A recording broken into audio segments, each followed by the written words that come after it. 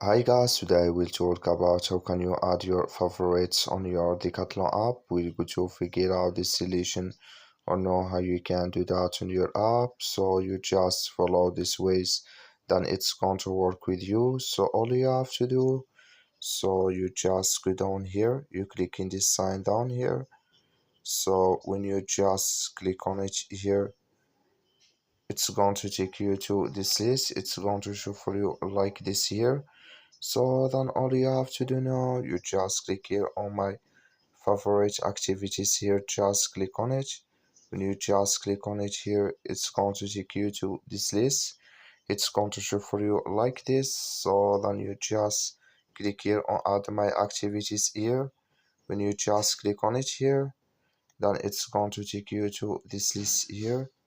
It's going to show for you like this, and you can you select it in this list. You click here on OK, then it's going to add with you. That's all you have to do. Thank you for watching. Don't forget to support us by liking and subscribe.